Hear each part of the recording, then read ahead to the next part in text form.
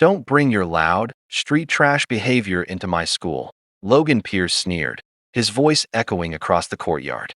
He stood beside his father, Captain Mark Pierce, who was already snapping handcuffs around the wrists of Eli Johnson, a black boy no older than 16. Make them tighter, Dad, Logan added with a cruel smirk. He should feel it.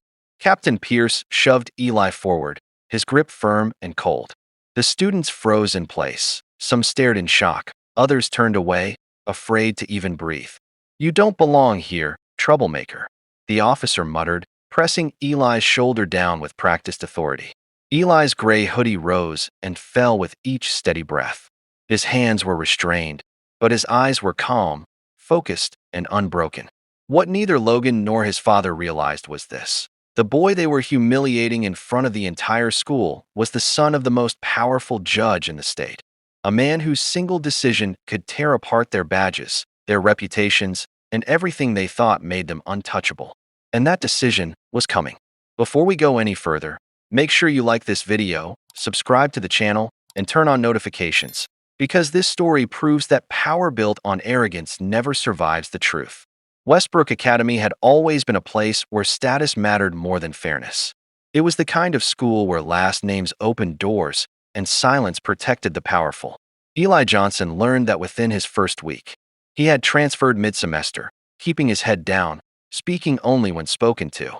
He didn't dress flashy. He didn't try to impress anyone. But in a school like Westbrook, being quiet didn't make you invisible, it made you a target. Logan Pierce had ruled the campus since freshman year. Everyone knew his father was Captain Mark Pierce, a decorated police officer with influence across the city. Teachers tolerated Logan's behavior. Administrators avoided confrontation. Students stayed out of his way. Logan enjoyed reminding people who he was and what his last name could do to them. The incident started during lunch in the courtyard. Eli was sitting alone on a bench, reading from his phone while eating. Logan and his friends approached, laughter already loaded with mockery. Logan commented on Eli's hoodie, his shoes, the way he spoke. When Eli didn't respond, Logan stepped closer, accusing him of ignoring him. Eli calmly asked to be left alone. That single sentence was enough. Logan shoved Eli's food to the ground and loudly accused him of threatening violence. His friends backed him instantly. Students nearby stopped eating, sensing drama. A teacher rushed over, confused by overlapping voices. Logan seized the moment and made the call that changed everything. He called his father. Within minutes, a police vehicle entered school grounds. Sirens weren't necessary. Everyone already knew who it was for. Captain Pierce arrived with confidence, barely acknowledging staff explanations. His attention went straight to his son. Logan told his story with perfect exaggeration, painting Eli as aggressive and dangerous. Captain Pierce didn't check cameras. He didn't ask witnesses. He made his decision the moment he saw Eli. And that decision led to the handcuffs. As Eli was escorted across campus, whispers followed him. Some students felt uneasy. Some recorded from a distance. Others looked away, afraid of being next. Logan walked proudly beside his father, enjoying every second. To him, this wasn't justice, it was entertainment. At the police station, Eli was placed in a holding room. Captain Pierce completed paperwork with the confidence of a man who believed consequences didn't apply to him. Eli finally spoke again, his voice respectful and steady, requesting one phone call. Captain Pierce allowed it, dismissive and unconcerned. Eli dialed a number he knew by heart. The call lasted less than a minute. Not long after, Captain Pierce's office phone rang. He answered casually, until the tone of the voice on the other end changed everything. His posture stiffened. His face drained of color. "Yes, Your Honor," he said, suddenly formal. His hand trembled slightly as he listened. When the call ended, the room felt different. He looked at Eli, not as a criminal, but as a problem he should never have created. "Your father is on his way," Captain Pierce said quietly. At that exact moment, Logan entered the station, still smiling, still confident, unaware that the power he had borrowed was about to be ripped away. He had no idea that the next person through the door wouldn't wear a uniform, but a robe that carried far more authority. And the truth was about to be spoken where no badge could silence it. The station doors slid open quietly, but the presence that entered made the entire room feel heavier. Conversations stopped. Phones were lowered. Officers straightened their backs without realizing why. Judge Raymond Johnson walked in without raising his voice, without flashing anger, without needing to announce who he was. His reputation arrived before him. Years on the bench had given him a calm authority that uniforms couldn't imitate. He wore a simple suit, his face unreadable, his eyes sharp with observation. Captain Pierce froze when he saw him. Logan, still leaning casually against the wall, glanced over and frowned. He didn't recognize the man. He scoffed softly, assuming this was just another adult who would be impressed by his father's badge. He had no idea the room had just shifted in power. Judge Johnson didn't look at Logan first. He walked straight to the holding room window and saw his son sitting calmly inside, hands cuffed, posture straight. Their eyes met. Eli didn't smile. He didn't nod. He didn't look scared. That alone told the judge everything he needed to know. Captain Pierce approached quickly, forcing a smile. "Your Honor, this is all a misunderstanding," he said, his voice respectful now, careful. "There was an altercation at the school. My son was threatened." Judge Johnson turned slowly, finally facing him. His voice was quiet, controlled. "Captain Pierce," he said, "before you explain anything further, I'd like to see the arrest report, witness statements, and cafeteria surveillance footage." The words landed like a hammer. Captain Pierce hesitated. Logan noticed it too. His confidence flickered for the first time. "Dad?" he muttered, suddenly unsure. "There were no statements taken yet," Captain Pierce admitted, "and the footage hasn't been reviewed." Judge Johnson raised an eyebrow, not in anger, but in disbelief. "So you arrested a minor on school grounds, in front of witnesses, without reviewing evidence, based solely on your son's accusation?" Silence filled the station. Logan stepped forward, trying to laugh it off. "He attacked me," he said loudly. "Everyone knows he's trouble." Judge Johnson's eyes snapped to him. One look was enough to make Logan's words die in his throat. "Young man," the judge said evenly, "you will not speak unless asked." Logan had never been spoken to like that before. Not by teachers. Not by administrators. Not even by his father. His face flushed red. The footage was pulled up minutes later. Officers gathered quietly as the video played. It showed Logan approaching Eli. The insults. The shove. The tray hitting the ground. Eli stepping back, hands visible, never striking first. Every lie unraveled in real time. Captain Pierce felt the room turning against him. Judge Johnson watched without blinking. When the video ended, he exhaled slowly. "Remove the cuffs," he said. An officer immediately complied, unlocking Eli's wrists. The sound echoed louder than the handcuffs ever had. Judge Johnson turned back to Captain Pierce. "You violated procedure. You abused your authority. And you humiliated my son publicly without cause." Captain Pierce swallowed hard. "Your Honor, You will stop," the judge interrupted calmly. "This conversation will now include internal affairs." Logan panicked. "Dad, tell him," he blurted out. "You said," Captain Pierce snapped at him sharply. "Enough." Logan stared, stunned. That had never happened before. Judge Johnson placed a gentle hand on Eli's shoulder. "You did exactly right," he said quietly. Then he turned back to the room. "This isn't about revenge. It's about accountability." By the time they left the station, word had already begun spreading. Phones buzzed. Officers whispered. A respected captain was under investigation. A bully had been exposed. And a quiet boy everyone underestimated had walked out with his dignity intact. But the consequences were just beginning. The next morning, Westbrook Academy buzzed with tension. Students gathered in clusters, replaying clips, retelling stories, whispering names. Teachers avoided eye contact. Administrators called emergency meetings. Logan walked through the halls feeling something unfamiliar, fear. No one moved out of his way anymore. No one laughed at his jokes. And Eli? He walked calmly to class, head high, no longer invisible. The balance of power had shifted, and the school was about to learn what real justice looked like. By the time the first bell rang, Westbrook Academy no longer felt like the same school. Teachers spoke in hushed tones. Administrators rushed between offices. The incident from the courtyard had spread far beyond the campus, and everyone knew it. Parents were calling. Emails were flooding inboxes. The school that once protected certain names was suddenly afraid of them. Logan Pierce felt it immediately. As he walked through the front doors, conversations stopped. Students who once laughed at his jokes now avoided his eyes. Some whispered. Others stared openly. For the first time in his life, his last name felt heavy instead of powerful. He told himself it would blow over. It always had. His father would fix it. He always did. But Captain Mark Pierce wasn't at work that morning. Instead, news traveled fast. Internal Affairs had placed him on administrative leave pending investigation. His badge had been surrendered. His weapon turned in. The same authority Logan had used like a shield was suddenly gone.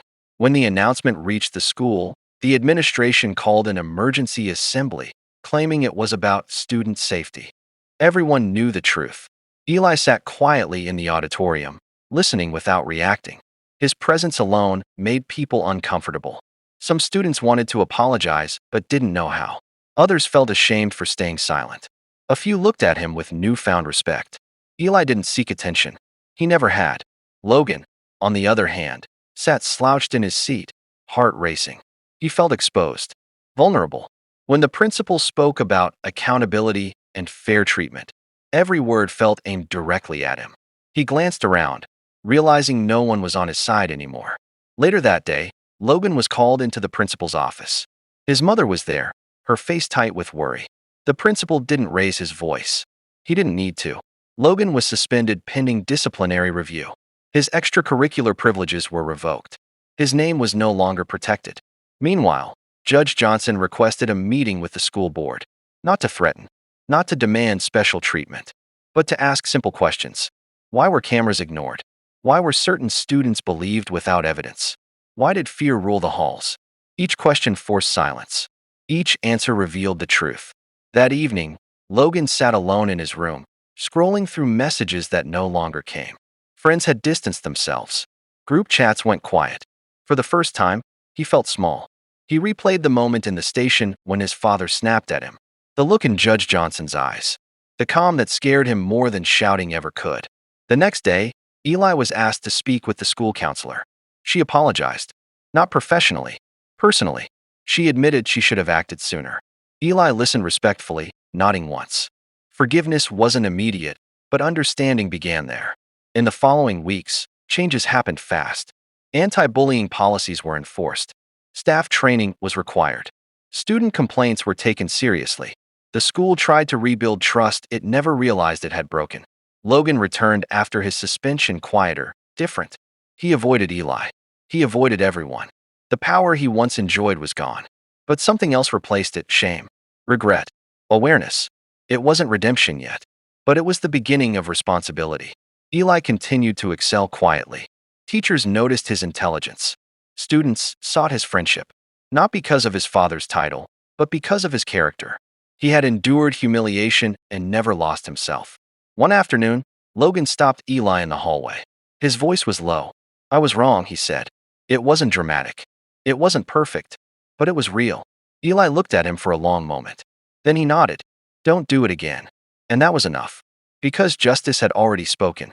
But the final consequences, for Captain Pierce, for the school, and for Logan, were still unfolding. The investigation moved faster than anyone expected. Internal Affairs didn't waste time when a judge was involved, but this wasn't about influence. It was about evidence.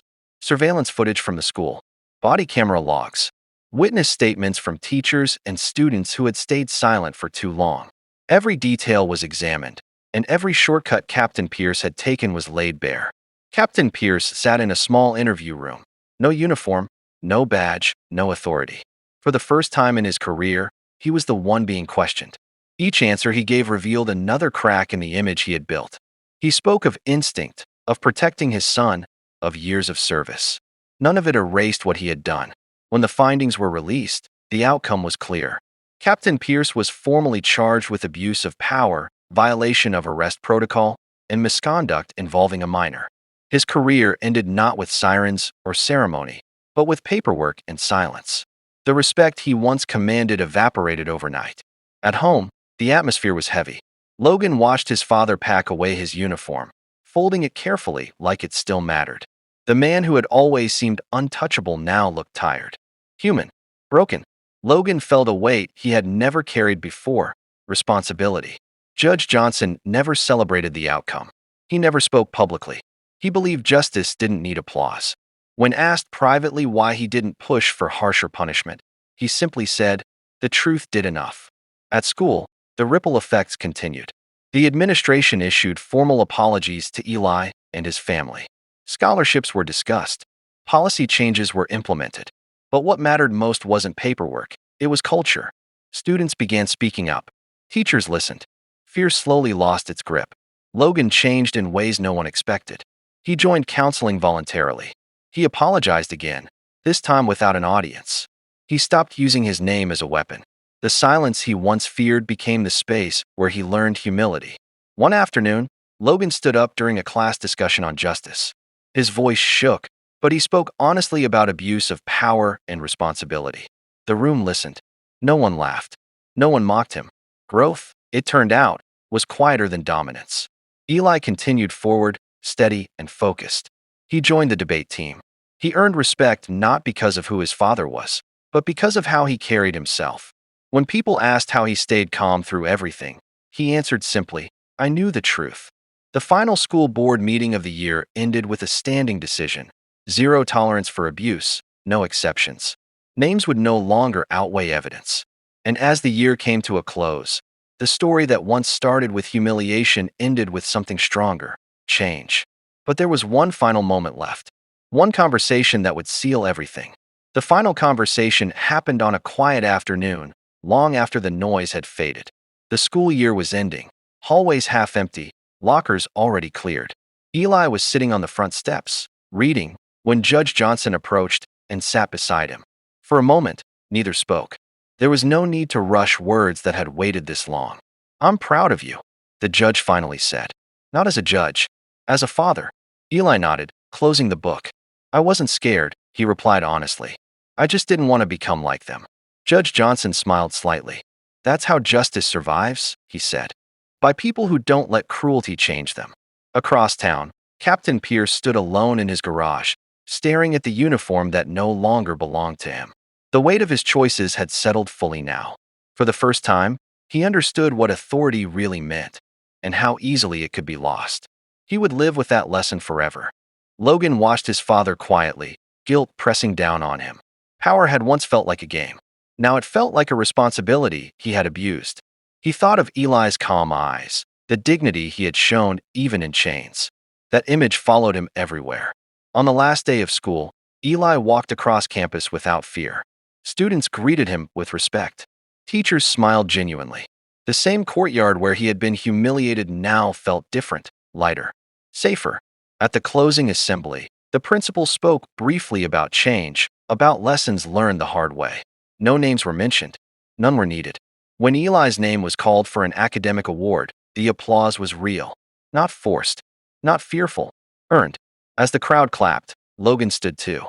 Not because anyone expected him to, but because he chose to. Later, as students drifted away for summer, Logan approached Eli one last time. "I don't expect forgiveness," he said quietly. "But thank you for not becoming what I was." Eli looked at him for a moment, then extended his hand. Logan shook it, humbled. Some stories end with revenge. This one ended with truth. Because real power doesn't come from badges, names, or fear. It comes from integrity. And justice always arrives, quietly, patiently, and right on time.